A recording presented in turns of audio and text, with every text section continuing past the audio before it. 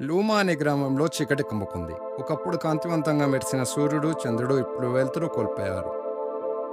గ్రామ పెద్ద రూమి గ్రామస్తులను కూర్చోబెట్టి ఇలా చెబుతుంది. మూన్లైట్ క్రిస్టల్ అడవిలోతుల్లో ఉంది. మన గ్రామాన్ని కాపాడుకోవడానికి అది మనకున్న చివరి అవకాశం. ధైర్య సాహసాలు కలిగిన అమ్మాయి ఆర్య ముందుకు వస్తుంది. నేను వెళ్తాను. ఆ క్రిస్టల్ నేను తెస్తాను. తన స్నేహితుడు అయిన చిలుక మాట్లాడగలదు. ఆర్యతో నేను కూడా వస్తాను అని అంటుంది. నేను కూడా నీతో వస్తాను ఆర్య. నదులు కొండలు దాటి వారు మూన్లైట్ అడవి దగ్గరికి చేరుకుంటారు.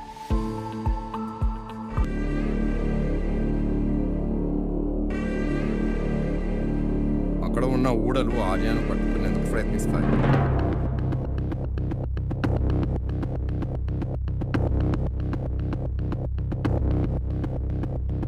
ఆర్య తన తెలివి చురుకుతనంతో తప్పించుకుంటుంది.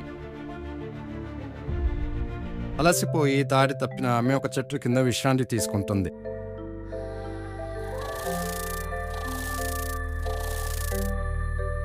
Oh, you're beautiful. ఆత్మలో ఆమెను ఇంకా లోతైన అరణ్యంలోకి తీసుకెళ్తాయి. చివరికి అడవి మధ్యలో ఉన్న టెంపుల్ను చేరుకుంటారు. ఒక భారీ ఆకారం కలిగిన జీవి దేవాలయపు నీడల నుండి బయటకు వస్తుంది. నీవు నా పొడుపు కథకు సమాధానం చెప్పినప్పుడు మాత్రమే నేను నిన్ను వదిలిపెడతాను. నేను సిద్ధంగా ఉన్నాను. నేను అగ్ని లేకుండా మెరుస్తాను, పాదాలు లేకుండా దారి చూపిస్తాను. పగలు కనపడను, కానీ సంపూర్ణుడినై ఉంటాను. నేనెవరు? అది మూన్.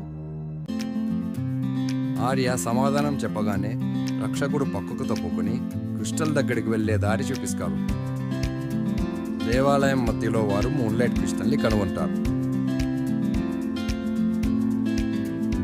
It's beautiful. అక్కడ ఉన్న ఊడలు ఆర్య మరియు పీకో మీద దాడి చేస్తాయి.